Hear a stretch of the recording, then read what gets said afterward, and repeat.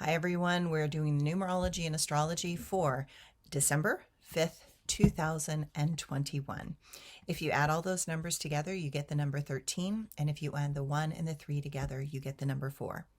This number 4 is about balance and harmony, and it acknowledges that all life spins in various forms of balance and imbalance, but that we will again reclaim a new balance as we learn to accommodate additional energies and patterns. Growth is fully integrated when the new energy is able to be brought into a place of balance within a system. So, when we have a new experience, at first, it will generate imbalances that seem to topple our old patterns of symmetry. And for a while, we are in a healing crisis where our energy seems out of alignment and we feel confused, exhausted, and out of sorts. But as the new information slots into our old energy, a new spin and a new vibration finds a way to harmonize with our old patterns, and through the integration becomes a greater, larger, and new pattern. I point this out because we are clearly in this wobble on a global scale. We are all trying to integrate and adapt to a vastly shifting and expanding energy structure in our world. And I have the greatest confidence that we will find a new pattern and a new way to flow into this accelerated spin. Know that others are uncomfortable as they try to integrate this new modality of life. Give space and grace to others as they work to reclaim a better balance in their lives. The astrology today. The moon leaps into the joyous and spiritual sign of Sagittarius during the evening into the early morning, and then it will shift into the more determined and responsible sign of Capricorn. We are being brought into new awarenesses that are designed to help us change our viewpoint. Mercury and Uranus will quintile, helping us find original ways to communicate our ideas to others. It is a good day to explain technical stuff, and there is a more adaptive element in the day that it activates our brain into places that can understand and comprehend better. The Sun and Jupiter quintile, and that makes us more confident in our thoughts. Today, problems seem to have obvious solutions. Today is a day of strategy. It is helping that there is a Pluto-Mars sextile tomorrow, giving us added incentive. You may notice the timing is more important than ever. Feel into the flow. If you don't know, then don't go.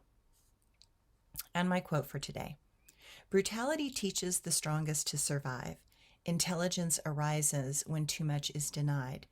Time moves forward into a future unknown, and it is a place where a soul learns what is to be grown.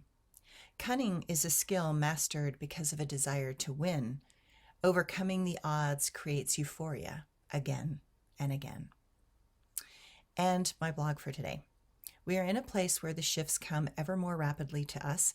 We are in a place where there is so much that shocks and astounds us. Many forces are trying to bombard our psyche. And that is why I do my best to not watch the news or engage in massive debates on any subject. What I know is that humanity is in an information overload, and that process is causing fear that is unnecessary and unhelpful in creating a world in which all of us want to live and thrive in. The answers do not come from paying attention to the fear. As they say in the book Dune, fear is the mind killer. So I am clear why this movie is coming out now about this amazing book. So often an idea is brought out into the world, but in a special moment in time, those concepts are critically important to the progression of a new mind consciousness that is asking to be reintroduced into this world. Having worked with many famous people in Hollywood, I know, because they have told me personally, how many in the moving industry recognize that they are here to help humanity evolve into a higher state of consciousness through their films. They have told me that they know what they are here to do. Some believe that they are here to create movies that open minds and hearts to a higher ideal of the human potential. And when the movie comes out, it is supposed to awaken those next souls that can and will help make that dream into a possibility. They said their only challenge was to make a movie that managed to have a powerful message, but then somehow made money, because the only way they could keep making such films was if their investors and shareholders were also making money off that film. I read Dune when I was in my 20s, and it was a hard book for me to read back then. It hurt my heart how much treachery and death there was in that world. My tender heart at that age could not understand that destructive element in the souls of so many. But now I understand. I see the truth in that. I see the many complex webs that terrible people weave in order to ensnare as many minds in fear as possible.